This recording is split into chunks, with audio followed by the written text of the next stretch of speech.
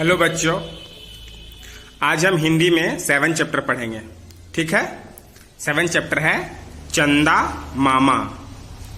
चंदा मामा को सभी ने देखा होगा, है ना। रात में आकाश में निकलता है। ठीक है। यह कविता केवल पढ़ने के लिए है। ठीक है। लेकिन यह कविता पढ़ने के बाद अगर इसमें कोई अभ्यास हो तो हम आपको उसे व्हाट्सएप ग्रुप में भेजेंगे। ठीक है। चंदा मामा बच्चों के प्रिय हैं, पर कवि ने यहाँ चंदा मामा की पत्नी मामी की भी कल्पना की है। चंदा मामा सभी बच्चों को अच्छे लगते हैं ना, लेकिन यहाँ कवि ने क्या किया है, चंदा मामा की जो पत्नी है यानी कि मामी, उसके बारे में कुछ लिखा है। ठीक है।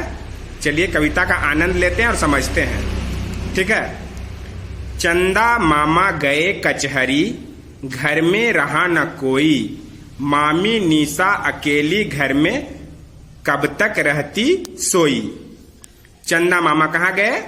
चंदा मामा कचहरी गए, है ना, और घर में कोई भी नहीं था। ठीक है। तो इस तरह से मामी जो निशा है, चंदा मामा की जो पत्नी है, उनका नाम था निशा, है ना, वो घर में कब तक अकेली रहती, है ना, और सोई हुई रहती, है ना। तो इसलिए उसने क्या किया, चली घूमने साथ न लेकर कोई सखी सहेली। जब वो घर में अकेली रह गई तो बिना कोई सखी सहेली लिए वो घूमने निकल गई। ठीक है। देखी उसने सजी सजाई सुंदर एक हवेली। फिर उसने क्या देखा, जब वो घूमने निकली तो एक सजी सजाई सुंदर सी हवेली देखी, है ना, बड़ा सा घर देखा, है ना। आगे सुंदर पीछे सुंदर, सुंदर दाएं बाएं, नीचे सुंदर ऊपर सुंदर, सुंदर सभी दिशाएं। उन्होंने सुंदर हवेली देखा, और हवेली में क्या देखा कि आगे भी सुंदर है हवेली, पीछे भी सुंदर है, सुंदर दाएं बाएं, दाएं भी सुंदर है और बाएं भी सुंदर है ना। उसके बाद जब नीचे देखा तो नीचे भी सुंदर था और ऊपर भी सुंदर था। इस तरह से सभी दिशाएं सुंदर थी, यानी चारों ओर उसको सुंदर लगा। किनको? मामी को, है ना। देख हवेली की सुंदरता वह फूली नहीं समाई, आओ नाचें उसके जी में यह तरंग उठ आई। हवेली की सुंदरता को देखकर मामी को बहुत खुशी हुआ, है ना। फूली नहीं मतलब उनको बहुत खुशी हुआ। ठीक है। और वो उनके मन में तरंग उठने लगा, मन में हलचल होने लगी कि हवेली को देखकर चलो नाचें, है ना, नाच गाकर खुशी मनाएं। ठीक है। पहले वह सागर पर नाची, फिर नाची जंगल में, फिर पहाड़ पर चढ़ चुपके से वह चोटी पर नाची। वो कहाँ कहाँ नाची? पहले वह सागर पर नाची, है ना, समुद्र पर, फिर नाची जंगल में। जब सागर पर नाच ली उसके बाद वो जंगल में नाचने लगी, है ना। फिर पहाड़ पर चढ़ चुपके से, उसके बाद वो चुपके से पहाड़ पर चढ़ गई, है ना, और सबसे ऊंची चोटी पर जाकर नाचना शुरू कर दिया, है ना। तो वो सागर पर नाची, जंगल में नाची और पहाड़ की चोटी पर जाकर नाची, है ना। वह थी ऐसी मस्त हो रही, आगे क्या गति होती, टूट न जाता हार कहीं जो बिखर न जाते मोती, है ना। वो ऐसी मस्त होके नाच रही थी कि उसकी गति आगे बढ़ती रहती, यानी उसकी नाच का जो सिलसिला था वो और अधिक होता जा रहा था। टूट न जाता हार कहीं जो बिखर न जाते मोती, उसके नाचने से उसका हार कहीं ना टूट जाता, और उसमें जो मोती पिरोए थे वो मोती इधर उधर बिखर न जाते, ऐसा आ गया सिचुएशन, है ना। टूट गया नौलखा हार जब मामी रानी रोती, वहीं खड़ी रह गई छोड़कर यूं ही बिखरे मोती, है ना। आखिरकार में उसका नौलखा जो हार है वो टूट गया, और जब नौलखा हार टूट गया तो मामी रोने लगी, है ना। वहीं खड़ी रह गई छोड़कर यूं ही बिखरे मोती, और रोने लगी, और क्या की, पूरा मोती बिखर गया जमीन पर, तो वो वहीं खड़ी रह गई, उसको छोड़ दी, उठाई नहीं, है ना, वहीं खड़ी रह गई, सारे बिखरे मोती को छोड़कर वो वहीं खड़ी रह गई। पाकर हाल दूसरे ही दिन चंदा मामा दौड़ आए, कुछ शर्माकर खड़ी हो गई मामी मुंह लटकाए। पाकर हाल, जब मामा को ये सब संदेश सुनाई दिया तो वो दौड़े दौड़े आए हैं ना मामी के पास। तभी मामी क्या हुआ, कुछ शर्माकर खड़ी हो गई मामी मुंह लटकाए। क्योंकि उनका नौलखा हार तो टूट गया था, इसलिए वो शर्माकर खड़ी हो गई थी मामा जी को देखकर, है ना। चंदा मामा बहुत भले हैं, बोले क्यों है रोती, दिया लेकर घर से निकले चले बीनने मोती। चंदा मामा कैसे थे, बहुत भोले, मतलब बहुत भले थे, यानी बहुत सीधे साधे थे, बहुत अच्छे आदमी थे। बोले क्यों है रोती, मामी को चंदा मामा क्या बोलते हैं कि तुम रोती क्यों है। दिया लेकर घर से निकले चले बिनने मोती, और मामी को खुश करने के लिए वो दिया लेकर निकले थे, है ना। किस लिए, चले बिनने मोती, मतलब सारे मोती को चुनने के लिए वो दिया लेकर निकले थे मामा जी, है ना, ताकि मामी फिर से खुश हो जाए। ठीक है, मेरे ख्याल से ये कविता पढ़कर आप लोगों को मजा आया होगा, है ना। तो आप लोग इसको बार बार पढ़ेंगे, है ना, और समझने की कोशिश करें और इसे याद भी करेंगे। ठीक है, अब 8 चैप्टर है आपका नेकी की खुशबू। नेकी की खुशबू ये भी एक कविता है ना। नेकी मतलब अच्छा, है ना, अच्छाई की खुशबू, है ना।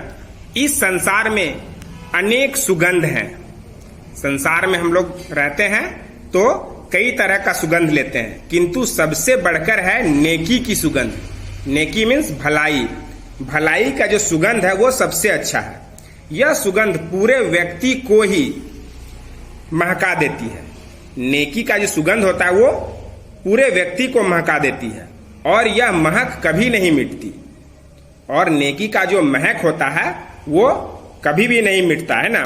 फूलों का महक और भी किसी चीज का महक जो होता है वो मिटता है, लेकिन जो नेकी का महक होता है वो कभी भी नहीं मिटता, है ना। तो नेकी की खुशबू की कविता हम पढ़ते हैं। फूलों में खुशबू होती है लगते कितने प्यारे, जी चाहे झोली में भर लूं वे सारे के सारे। फूलों में खुशबू होती है, जब हम फूलों का सुगंध लेते हैं तो उससे बहुत अच्छी खुशबू निकलती है ना। लगते कितने प्यारे, और फूल देखने में भी बहुत सुंदर लगते हैं। जी चाहे झोली में भर लूं वे सारे के सारे। जब फूल इतने सुंदर दिखाई देते हैं तो हमारा जी क्या करता है, मेरा मन चाहता है कि वो सारे सारे फूलों को क्या करें, हम अपनी झोली में भर लें, है ना। अमरूदों की खुशबू का भी ढमढम बजता बाजा, अव्वल आकर आम बना है किंतु फलों का राजा। अमरूदों की खुशबू का भी ढमढम बजता बाजा। जब अमरूद फलता है पेड़ में तो उसकी खुशबू भी चारों दिशाओं में फैल जाती है ना। जैसे ढोल जब बजता है तो वो चारों ओर सुनाई देता है, उस तरह अमरूद की खुशबू भी चारों ओर महकने लगती है। अव्वल आकर आम बना है किंतु फलों का राजा, लेकिन उससे भी अव्वल सबसे आगे क्या है, आम। आम का जो फल है वो क्या कहलाता है, फलों का राजा कहलाता है ना। उसकी सुगंध भी बहुत ही मोहक होती है ना। चंदन की भीनी सी खुशबू सचमुच बड़ी निराली, मन करता है मैं उसको घिसकर भर लूं पूरी प्याली। चंदन, चंदन का जो पेड़ होता है उसकी खुशबू कैसी होती है, भीनी सी, मतलब बहुत कम खुशबू होती है लेकिन बहुत ही निराली होती है। यानी चंदन की जो खुशबू होती है वो बहुत अच्छी होती है। तो मन क्या करता है कि मन करता है उसको घिसकर, चंदन को घिस घिस कर लगता है कि पूरी प्याली में उसको भर लूं, है ना। मेरा नन्हा मुन्ना भैया मुझको बहुत दुलारा, उसको सूंघूं तो लगता है खुशबू का फव्वारा। अब जो नन्हा मुन्ना भैया है ना, जब कवि का जो नन्हा मुन्ना भाई है वो बहुत दुलारा है, बहुत अच्छा है। ऐसे भी छोटे बच्चे बहुत अच्छे लगते हैं, है ना, तो वो बहुत दुलारा है। उसको सूंघूं तो लगता है खुशबू का फव्वारा।